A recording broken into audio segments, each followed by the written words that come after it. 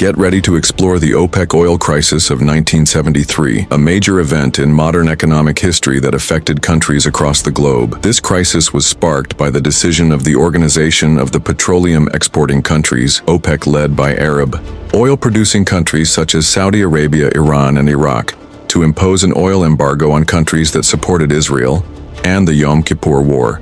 As a result, many countries in Western Europe, including Germany, France, and Italy, as well as Japan and the United States, were heavily impacted by the resulting increase in oil prices. In this video, we'll examine the causes, consequences, and key locations involved in the OPEC oil crisis of 1973, so you can get a better understanding of this important historical event. Early 1967, tensions were running high between Israel and its Arab neighbors, including Egypt, Jordan, and Syria.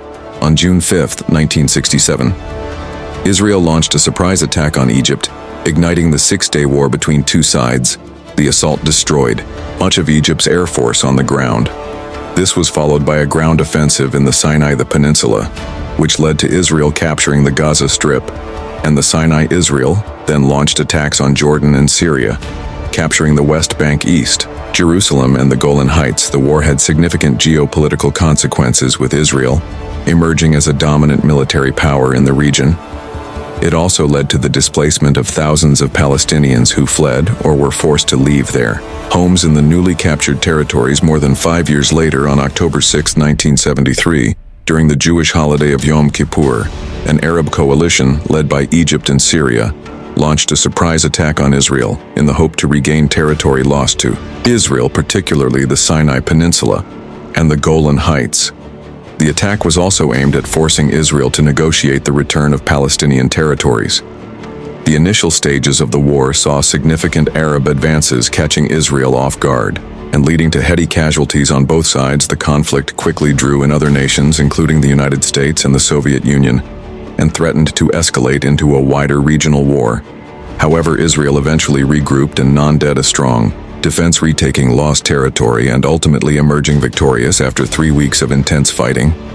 OPEC, which stands for the Organization of the Petroleum Exporting Countries, is a group of countries that cooperate to manage the production and price of oil. In 1973, OPEC consisted of 12 member countries, including Algeria, Indonesia, Iran, Iraq, Kuwait, Libya, Nigeria, Qatar, Saudi Arabia, Venezuela, the United Arab Emirates, and Ecuador. OPEC countries produced about 55% of the world's oil supply. In the early 1970s, OPEC had become increasingly dissatisfied with the low prices it was receiving for its oil.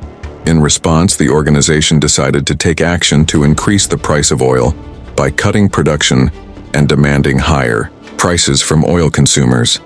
This led to a crisis in 1973, when OPEC announced an oil embargo against countries that supported Israel during the Yom Kippur War. In the aftermath of the Yom Kippur War, tensions were high between Arab nations and countries that supported Israel, including the United States, Canada, Japan, the Netherlands, Portugal, and South Africa. In retaliation for the U.S. decision to resupply the Israeli military and to gain leverage in post-war peace negotiations, Arab members of the OPEC impose an embargo on these countries. The embargo banned petroleum exports and introduced cuts in oil production, exacerbating an already unstable pricing system that had been destabilized by years of negotiations between oil-producing nations and oil companies. The embargo caused a sharp increase in oil prices and led to widespread shortages and rationing. It also highlighted the vulnerability of the world's economies to disruptions in the global supply of oil and exposed the power that OPEC held in the international energy market. The oil embargo caused the average U.S. retail price of a gallon of regular gasoline to rise nearly 350%, from $3 per barrel to nearly $11 per barrel, resulting in a significant negative influence on the U.S. economy. It led to disruptions in production, distribution, and prices that led to recessions, excessive inflation, reduced productivity, and lower economic growth. The embargo also changed competitive positions in many industries, such as automobiles. The macroeconomic impact consisted of both inflationary and deflationary effects, and the oil companies had to search for new ways to increase oil supplies, even in rugged terrain such as the Arctic. The state governments asked citizens not to put up Christmas lights. President Nixon asked gasoline retailers to voluntarily not sell gasoline on Saturday nights or Sundays, causing long lines of motorists wanting to fill up their cars while they still could. The American Automobile Association reported that in the last week of February 1974, 20 of American gasoline stations had no fuel, and some states used a 3-color flag system to denote gasoline availability. Western Europe was impacted differently by the oil embargo, with the UK, Germany, Italy, Switzerland, and Norway banning Sunday driving, flying, and boating, and Sweden rationing gasoline and heating oil. The Netherlands imposed prison sentences for those who exceeded their electricity ration, while the other 6 members of the European Economic Community (EC) faced partial cutbacks.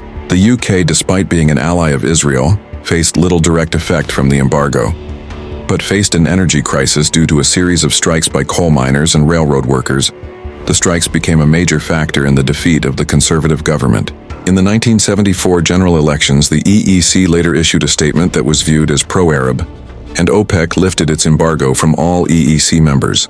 But the price rises had a much greater impact on Europe than the embargo itself. Japan was heavily impacted by the oil crisis due to its heavy dependence on oil imports, with 90% of its oil coming from the Middle East. The government responded by implementing a 10% cut in industrial oil and electricity consumption, followed by a 20% cut for major industries and leisure automobile usage. The crisis caused economic growth to decline and inflation to rise. Japan sought to diversify its oil suppliers, invest in nuclear power, and implement conservation measures to ensure future oil flows. The crisis led to a shift in the Japanese economy, away from oil-intensive industries towards electronics, and Japanese automakers benefited from the crisis due to the popularity of their small, fuel-efficient models. In the long run, Japan maintained strong ties with the United States while providing funding for Arab governments and Palestinians. The oil crisis had a significant impact on the automobile industry, leading to a shift in consumer demand towards more fuel-efficient vehicles. Japanese imports such as the Toyota Corolla and Honda Civic became popular due to their smaller, more efficient engines. This led to American automakers responding with their own compact models, such as the Ford Pinto and Chevrolet Vega. Additionally, the crisis led to the development of compact trucks such as the Toyota Hilux and Datsun truck. Federal safety standards and regulations also played a role in downsizing vehicles, with GM's full-size cars reflecting the crisis by 1977, and Chrysler moving towards a full front-wheel drive lineup in 1982. Despite some sales recovery of larger sedans, American cars became more fuel-efficient over time, with the average fuel economy improving from 13.5 miles per gallon in 1970 to 17.4 miles per gallon in 1985. To reduce consumption during the oil crisis in the U.S., a national maximum speed limit of 55 miles per hour was imposed through the Emergency Highway Energy Conservation Act, and year-round daylight saving time was implemented from 1974 to 1975. The Strategic Petroleum Reserve was developed in 1975, and Department of Energy was created in 1977. The federal 55 miles per hour speed limit was also ended in 1995 by President Bill Clinton, allowing states to restore their prior maximum speed limit.